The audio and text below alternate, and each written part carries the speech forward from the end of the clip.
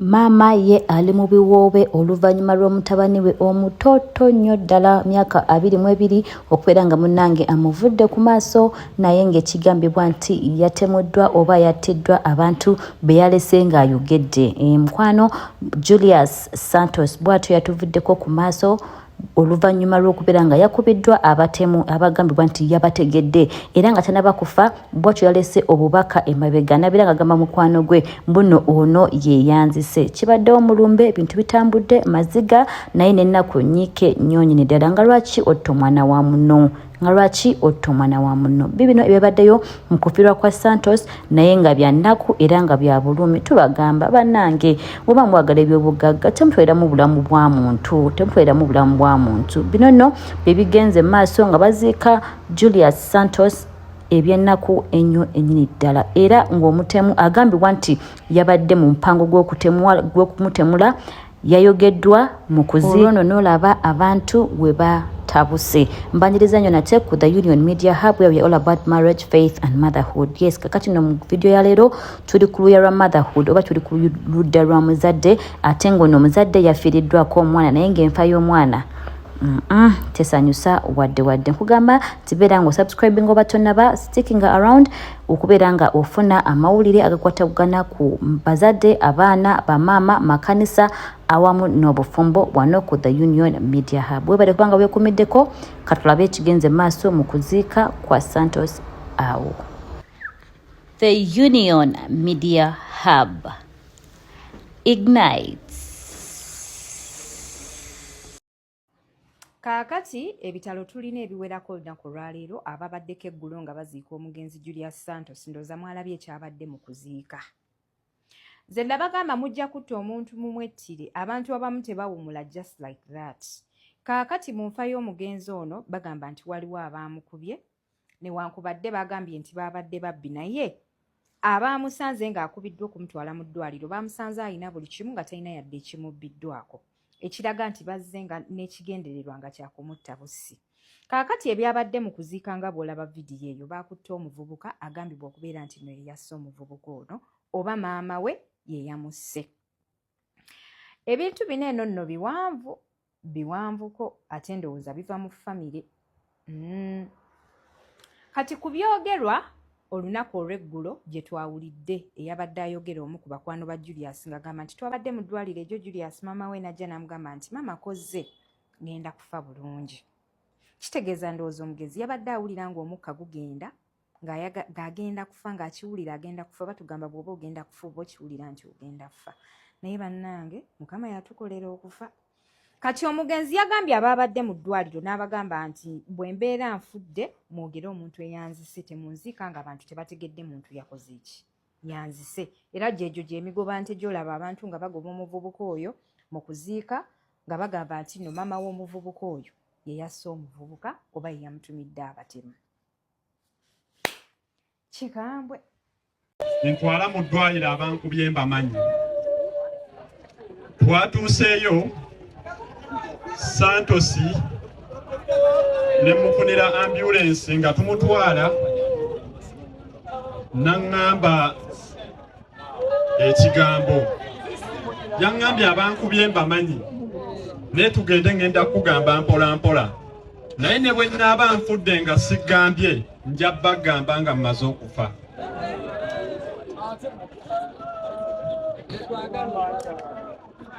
Yangambye omuntu omu erinnya yaliŋŋambye sigenda lyogera budde buno naye nga ngenda kulyogera.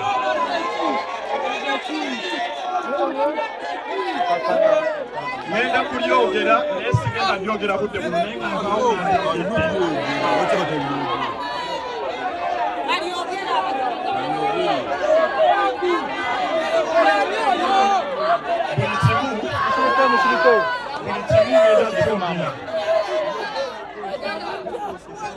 Wajja kuta nawe wajja kuta. Julius yangambye Wajja mutta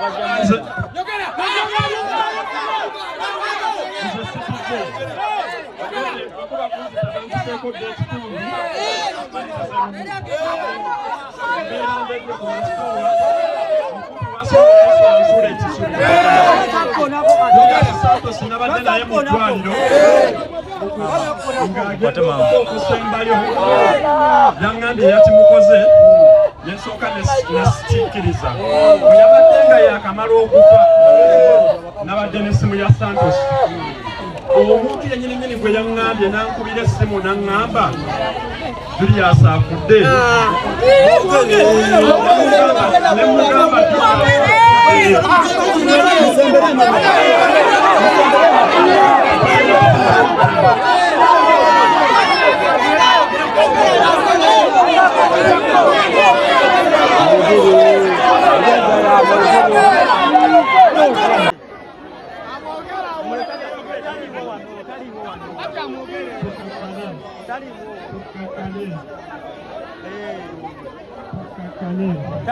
Bana mwewe space. Bwekuba kunzita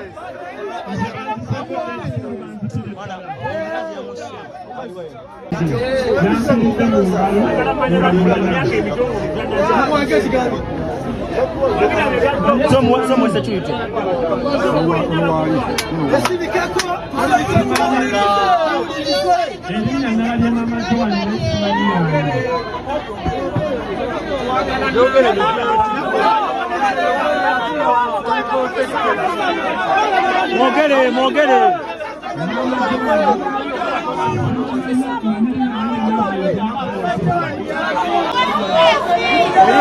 wabaddeko erinnya waggulu Maama Joan simumanyi yaani naye nga kwabaddeko Maama Joan nabadde noono muganda wange ebisinga nabadde noono muganda wange byonna ebisinga byenjogera ebyasembyeyo bya ddala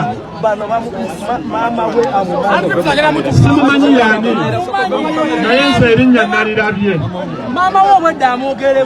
nze simumanyi naye Santos yaŋŋambye sikkiriza bamuziike ng'abantu sibagambye mazima naye twakweterera kiri ekigenda nga kiranga sigenda kukkiriza ku luno kirange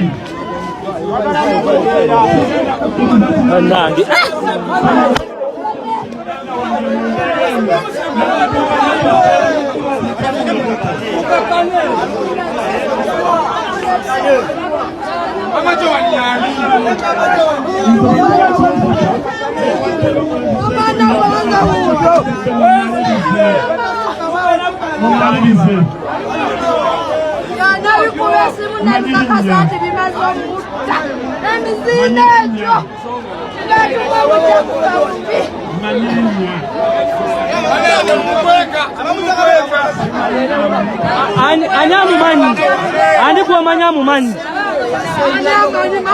n'omusaayi kiri wano wokka ne waffe bakajja ekiri emukono bonga every ya banne tukiziganye ono omwana mulaba muto naye ekyakiyinza okujja ewuwo waliwo abalinga bazze mu semina lusirugyegyemo naye tujja kwogera bingi twogere ng'abantu abakulu tukole ebikolwa kimala ekyo tukole ki waliwo ekintu ekipanga ekyobusiru ekyobugwagwa ezo mbizi bazawe ezo mbizi mukitegedde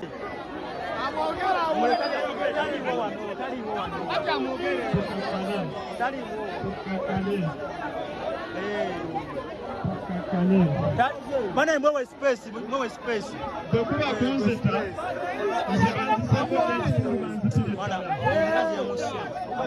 nti Maama Joan yasooka kutta bbaawe kati n'omutabani amutaddeyo ku byobusika bye bimusizza kubanga Santos yasikira ebyobusika bya bbaawe ebya taata we. Wulira ekikazi kyamupangidde ne bamukuba naye ate ekyokumukuba omusawo yagambye ono omuvubuka kubanga yabadde ku Santos n'agamba ekyokumukuba si ekyamusse wabula amusazemu n'obutwa mu lubuto. Sebo Santos abadde yakamala okukutuka ne kikuba essimu ku ssimu ya Julius Santos nga kimanyi era waliwo agenda ogikwata kuba akyakitegedde ono omuvubuka yamugereddeko ne kimubuuza Santos afudde omuvubuka n'agamba ne kigamba ng'aluddewo abadde aluddewo. Wuliriza abadde aluddewo omwana w'omukazi kyamusse just byabusika nga kyagala abaana baakyo bwe baba basikira nowulira ettemu banange n'okuwasa abakazi abangi boyi oba oleetedde abaana b'obuzibu kubanga bonna tebasobola kukwatagana abakazi bonna tebasobola kukwatagana abakazi baali bakwatagana abakazi babiri nga kyo kyabaawukanamu maama Joan wassa omwana w'omukazi maama Joan oli mutemu ng'osinika ebyeru tumutwale wali awakalukalu wali ekyewo wali ojja kulinga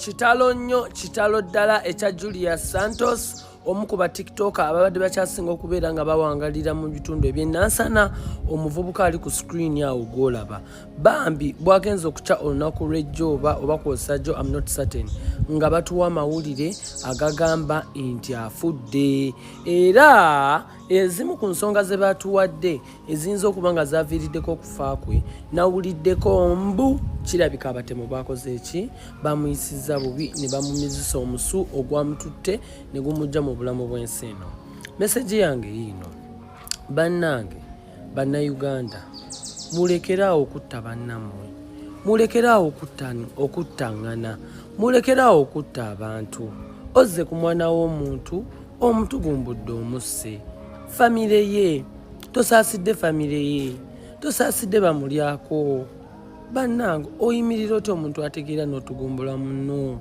n'omuyisaamu ekiso I think that is bad. We highly condemn that. Era omuntu yenna alitisa munne ekitala naawe olifa kitala bannaye simanyi kigenda maaso mu ggwanga lino